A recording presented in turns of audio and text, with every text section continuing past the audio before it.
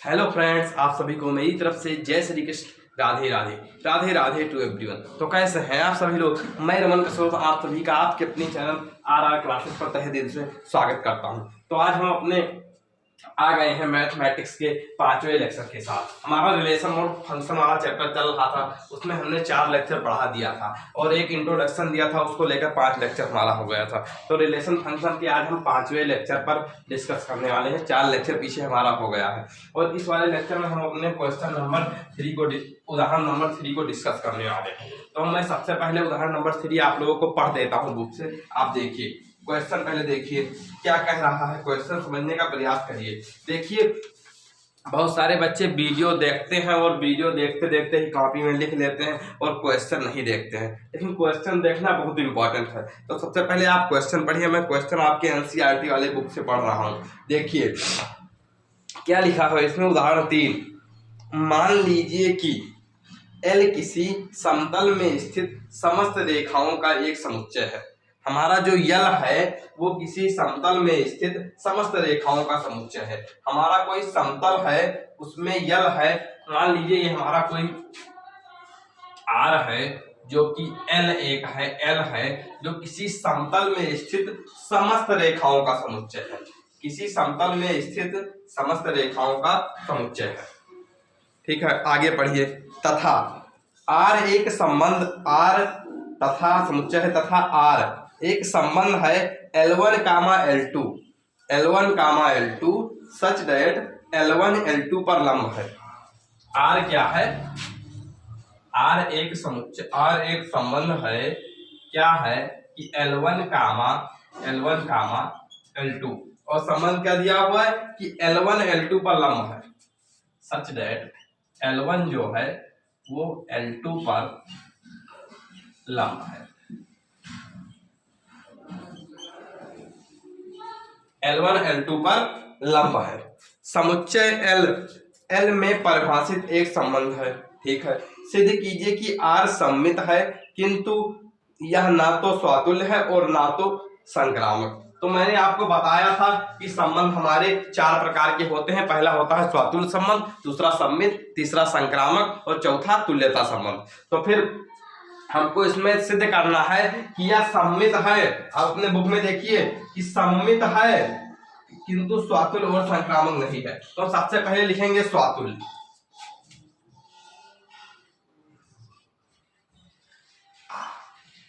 क्या सबसे पहले लिखेंगे? स्वातुल्य। स्वातुल्य के लिए क्या करेंगे? हमने कहा था कि आप मान लीजिए ये जो यहाँ पर L1, L2 है, इसको आप L1, L1 ही मान लीजिए। तो L1, L1 ही मान लीजिए। जो वहां पर L1, L2 लिखा हुआ है उसको आप L1, L1 ही मान लीजिए। तो लिखिए यहाँ पर कि L1 पर लंब नहीं हो सकता।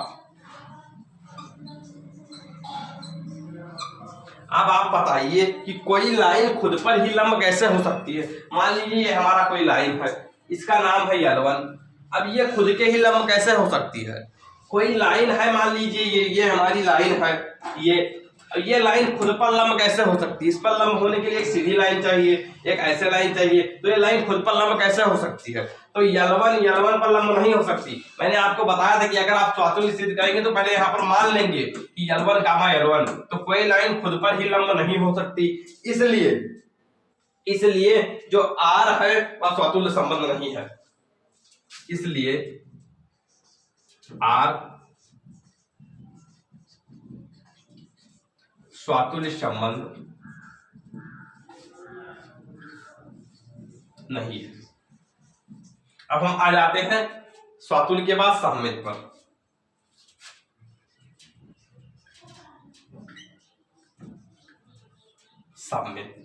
सममित के लिए सबसे पहले हम मानेंगे कि माना L1, L2 belongs to R। क्या मानेंगे? कि माना L1, L2 belongs to R। माना L1, L2 belongs to R।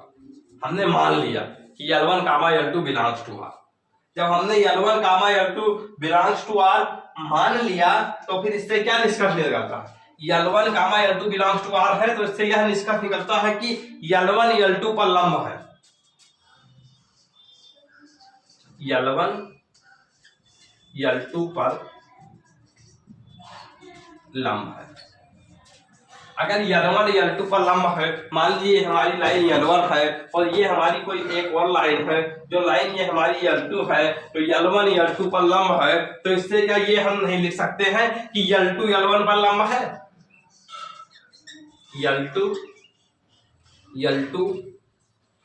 L1 पर भी लंब है।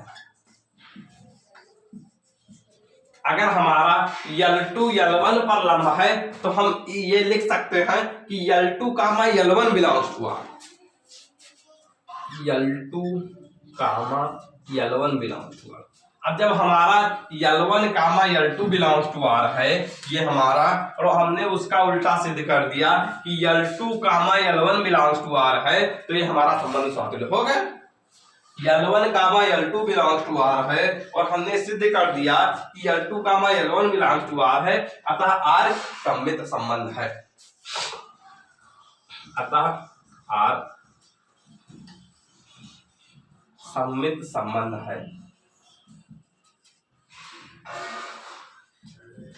हमारा R जो है वो सममित संबंध है। L1 पर भी लंब है। आप लोग समझने पर पूरा ध्यान दीजिए। अतः R एक सममित संबंध है। अब हम आ जाते हैं अपने संक्रामक पर। मैं यहाँ पर सॉल्यूशन लिखना भूल गया। आप कोई भी हल चालू करेंगे एग्जाम में तो यहाँ पर सॉल्यूशन जरूर लिखेंगे। इस तरीके से सॉल्यूशन लिखकर तब उसका हल लिखना चालू करेंगे, ठीक है। यहाँ पर क्या लिखेंगे आप? संक्रामक। संक्रामक संबंध के लिए सबसे पहले हम मान लेते हैं कि माना L1 comma L2 belongs to R। माना L1 comma L2 belongs to R तथा L1 comma L2 belongs to R तथा L2 comma L3 belongs to R। L1 comma L2 belongs to R और L2 comma L3 belongs to R। अब इसके निष्कर्ष क्या निकलेगा कि L1 L2 पर लंब है। L1 जो है हमारा वो L2 पर लंब है। L1 जो है हमारा वो L2 पर लंब है और L2 L3 पर लंब है। L2 L3 पर लंब है। अगर L2 L3 पर लंब है, अगर हमारा जो L2 है वो L3 पर लंब है, तो इससे क्या, अब हम देखते हैं डायग्राम से। एक ये है हमारा L1 है।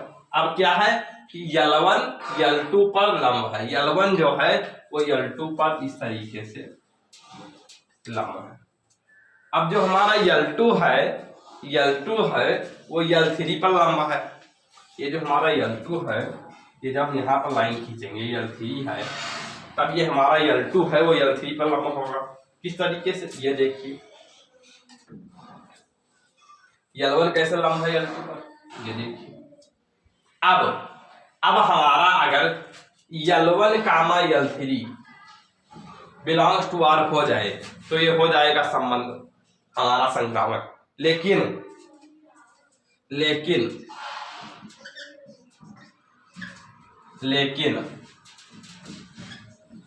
L1 comma L3 belongs to R नहीं है। L1 comma L3 does not belongs to R। Belongs to का साइन ये है, ये does not belongs to R। तो L1 comma L3 does not belong to R। क्यों? क्योंकि L1 L3 पर लंब नहीं है। L1 और L3 तो समांतर हो गए। L1 और L3 तो समांतर हो गए क्योंकि L1 L3 पर लंब नहीं। ठीक है। L1 L3 पर लंब नहीं है, अतः यह संबंध संक्रामक नहीं है। अतः यह संबंध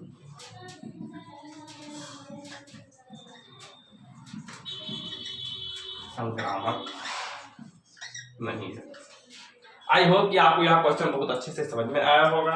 ये वाला क्वेश्चन आपके बोर्ड एग्जाम में, ये वाला जो क्वेश्चन है वो आपके बोर्ड एग्जाम में अभी जब हाल ही में पेपर हुआ है तो 5 नंबर में पूछा गया है। 5 नंबर में पूछा जाने वाला बहुत इंपॉर्टेंट क्वेश्चन है ये। और अभी जल्दी के मैं आपके पेपर को देख रहा था तो उसमें बहुत जल्दी के पेपर में 5 नंबर का क्वेश्चन ये पूछा गया है। आई होप कि आपको यह क्वेश्चन बहुत अच्छे से समझ में आया होगा।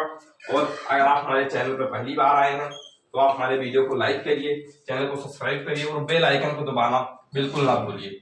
अगर आप बेल आइकन को दबाएंगे तो हमारे आने वाले वीडियो के नोटिफिकेशन आपके पास सबसे पहले पहुंचेंगे। तो फिर मिलते हैं नेक्स्ट वीडियो में। मैं नेक्स्ट वीडियो में नेक्स्ट क्वेश्चन लेके आऊँगा।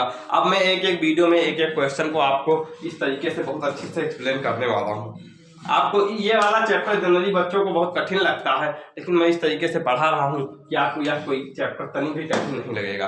आई होप कि आपको यह क्वेश्चन बहुत अच्छे से समझ में आ गया होगा। तो मिलते हैं फिर नेक्स्ट वीडियो में। Thank you so much.